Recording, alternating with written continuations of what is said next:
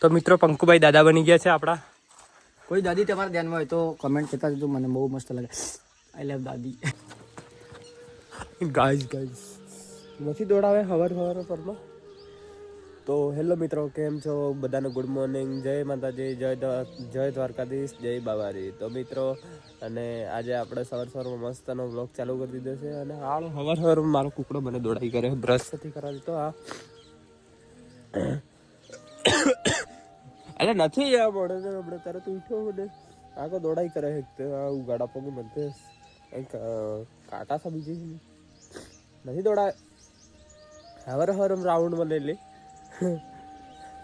તો મિત્રો હવાર બધું ઝાખોળ પડી ગઈ છે. જો કઈ બાજુ કોહરા કઈ બાજુ દેખાતું નથી ને આગો મને રાઉન્ડ મળે. તો આનો બ્લોગ મસ્ત મજાનો સરસ મજાનો એવો રહેવા વાળો છે. તો બ્લોગને એન્ડ તક સુધી જોજો, એટલે મારે જ વિડીયોમાં કંઈ મતલબ કે આખો દન કેવું નહીં પડે, બરાબર? એટલે બ્લોગ છેલ્લા સુધી જોજો. ખાંસી આવે, શરદી થઈ ગઈ, આખો દાડો હાળી શીકો આવી આવે. સવારે ઉઠો ને એટલે શીકો આવવાનું ચાલુ થઈ જાય, ખબર ને શું થઈ ગયેલું છે. સવારે ઉઠું એમ આવે, પછી જેમ તોપ વગાડી વધે ને એમાં પછી કશું જ થઈ જતું, હવે કમ્પ્લીટ થઈ ગયું. સવારે ઉઠું એવામાં શીખ ને શરદી ને બધું થઈ જાય. બસ હવે દોડાવતો નહીં દોડાવતો, બરાબર? મોઢે બ્રશ કરવા દે. ये हुई ना बात, इतने सारा बकड़ा बोकरा ने गेटन બધું હે. આ જો આયનાનો મેન ઓનર હે એવું લાગે. ઉપર તો મિત્રો આપણે આવી ગયા છે અહીંયા મસ્તના મજાના લોકેશન ઉપર. તમે જોઈ શકો આ લોકેશન કંઈક આવું છે. એટલે કોમેન્ટ કરી દેજો આ લોકેશન ક્યાંનું છે. બાકી તો તમને ખબર હોય તો કોમેન્ટ કરજો હો પાછા. અને આજનો બ્લોગ મસ્ત તમે જોજો છેલ્લે સુધી, કેમ કે આજે અમે આવ્યા છીએ રીલ શૂટિંગ કરવા માટે અહીંયા, બરાબર? તો એટલામાં તો અહીંયા ઘેટાઈ ચેલા જો પંકુભાઈ પેલા રહ્યા, અને પેલો આવે એક એ પંકુ એમ કરીને બે પંકુ, અને રવિ એમ કરીને ત્રણ જિંદાબાદ અકેલા. તો એકતા નીચે જતું રહ્યું ને, પડી નહીં જાય ને.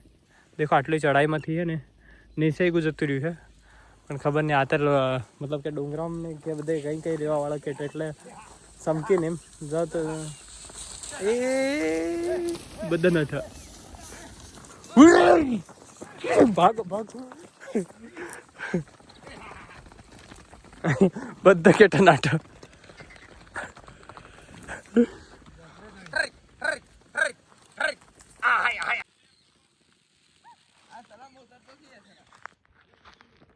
દો મિત્રો બતક આવું કંઈક તળાવનું વ્યૂ છે આ બાજુ.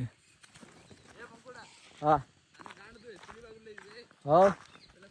દેખો મિત્રો આવું કંઈક છે. આની વ્યૂ છે આવું મસ્તનું. અહીંયા આપણે રીલ શૂટ કરવાના છે. નીચે બહુ મસ્ત છે, તમે જોઈ શકો તળાવનું.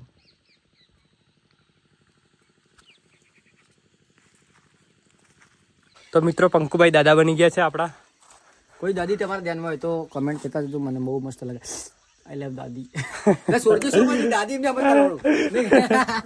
તો મિત્રો અહીંયા મસ્ત મજાનો આપણે કોમેડી વિડીયો શૂટ કર્યો છે. તો પંકુભાઈની આઈડી અને મારી આઈડી તો જોવાનું ભૂલવાનું નહીં, બરાબર? કોણો હું તો કોણો હું 16 વર્ષનો, એટલે 16 વર્ષની શું કહે મજા છે. પણ આ તો દો ભણી જઉં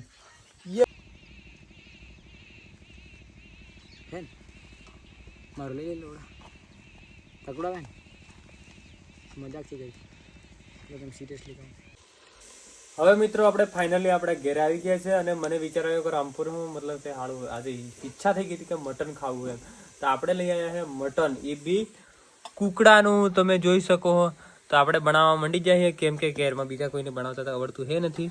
તો આ જો આપણે બનાવવા માંડી જાય. તો આમાં અંદર નાખી દીધું છે તેલ, અને ડુંગળી નાખી દીધી, અને આ રહ્યું લહણ, અને બીજું છે ટામેટું, મસાલા બધું, હળદર ને બધું છે, તમે જોઈ શકો.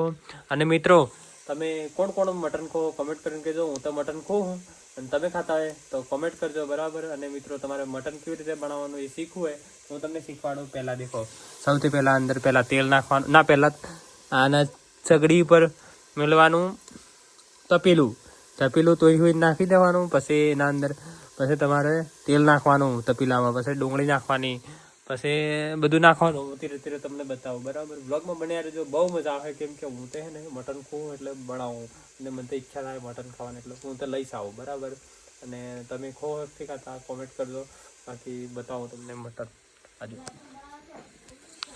જો મિત્રો, ડુંગળી આવી રાતી રાતી થઈ જાય એટલે હે ને મતલબ પછી એના અંદર જે નાખવું નાખી દેવાનું. પહેલાં આપણે લસણ નાખી દીધું છે, લસણ નાખી દીધું એટલે પછી એના બાદ આપણે જે આ ટામેટું ઉમેરવાનું, ટામેટું નાખી દીધા.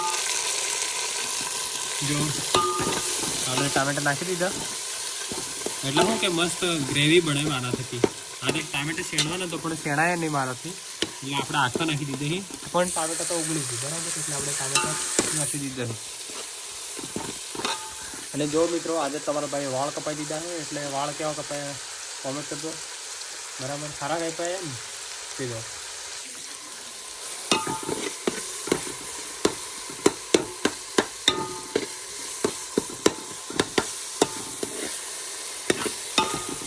આ હાલું શાક વેરાજી ઠીક છે.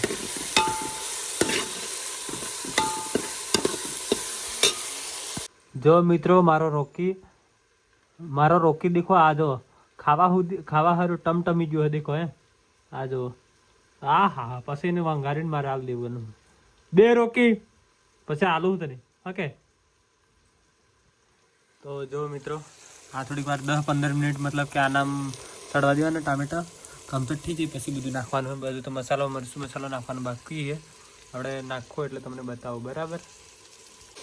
જો મિત્રો, આપણે મસ્ત ગ્રેવી તો થઈ ગઈ. હવે એના અંદર હે સડી ગઈ એટલે આપણે અંદર મટન ઉમેરી દીધું. આ મટન નાખી દીધું. હવે એને ફેરવવાનું છે, ફેરી નાખું પીડી.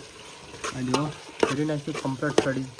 હા બાકી જો લાલ ગોબ ફેરી નાખો. તો મિત્રો, ફાઇનલી આપણું શાક મસ્ત ચડી ગયું છે. જો મિત્રો, એક નંબર રેસીપી બની છે.